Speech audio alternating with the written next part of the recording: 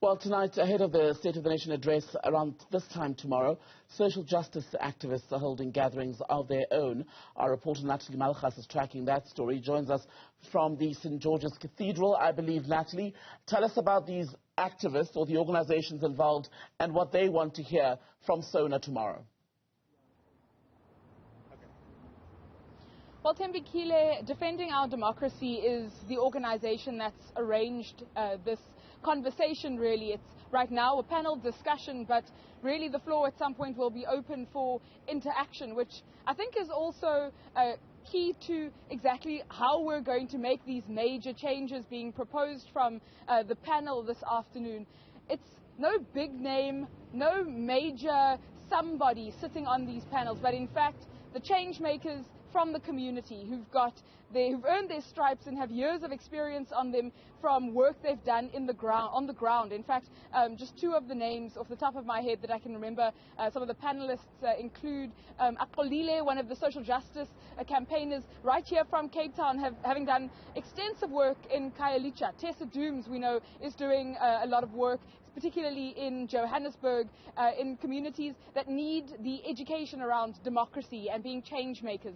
These aren't just buzzwords. Ahead of the State of the Nation address tomorrow, there are very real, concrete solutions that many in the room today, in the cathedral today, are expecting to hear from the President. We've heard from analysts who say this is perhaps the most crucial State of the Nation address in our democratic history, but not only does the President need to speak to some of those hot-button topics that include unemployment and the electricity crisis and the economic crisis, but he also needs to address and come up with tangible solutions and an action plan. In fact, joining me now, I have Reverend Edwin Arrison, who is from Defending Our Democracy.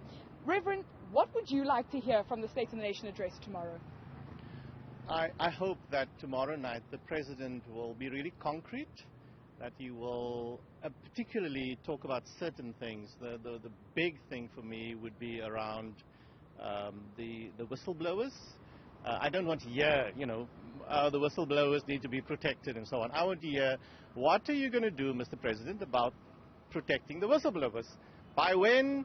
Who will take responsibility? Who will take line responsibility for that? That's what I want to hear. I want to hear some very concrete things around that. The biggest problem in our country is what? Youth unemployment. I don't, again, want to hear about so many job opportunities. I want to hear a clear plan around education and around how education will empower young people and how they will be absorbed into the economy. If nothing gets done about youth unemployment, we are sitting on a time bomb. And so we just need to warn everyone who have some sort of power, know this, that if the young people are not going to be employed, there's going to be big problems.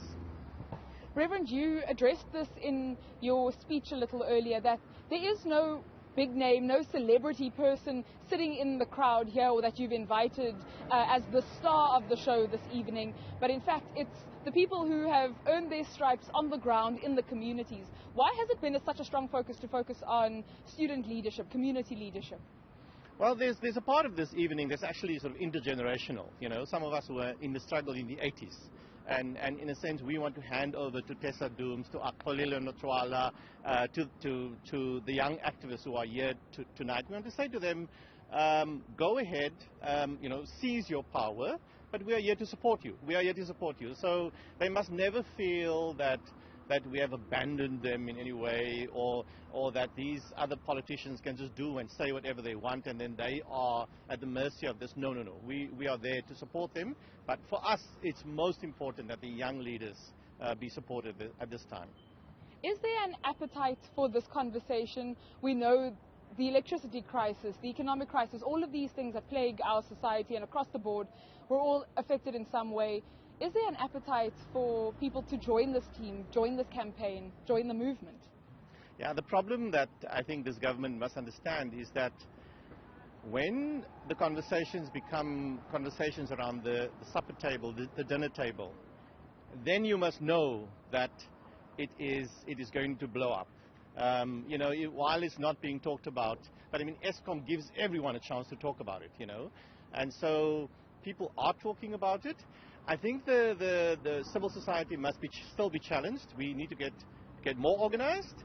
We need to get people together. This year is the 40th anniversary of the UDF, which was a major movement, mass mobilization movement. And the time has come to not only reflect on what happened in 1983, but what should happen in 2023, and our citizens should seize power. Because they have power, they must acknowledge it, and they must make sure that politicians do not get away with their power. Reverend, it also is no coincidence that it's St. George's Cathedral that's playing host to this pre-Sona event and creating a platform for these very real and necessary conversations. Yes, the cathedral, more than a year ago we were standing right here, and Archbishop Tutu's funeral happened here, and only 100 of us could attend that funeral service. But he was the one who actually named it the People's Cathedral. It became the People's Cathedral because it became a place of refuge, it became a place of hope, and that is why I spoke about hope tonight. And this cathedral now, under the leadership of Dean Michael Weeder and others, it remains the People's Cathedral, and it must, it's the one place that is open. Of course, it's a Christian cathedral, but it's a space that's open for everyone, and that's the best kind of Christianity that someone like Archbishop Tutu would have wanted us to embrace. Thank you very much, Reverend. Tembekile, as you heard, this is the People's Cathedral. It's no coincidence that this is the site that is playing host to this platform for a very real conversation to be had, for the actual solutions to be laid down, not just the expectation from the President tomorrow, but from the people that will actually be doing the work in bringing about that change.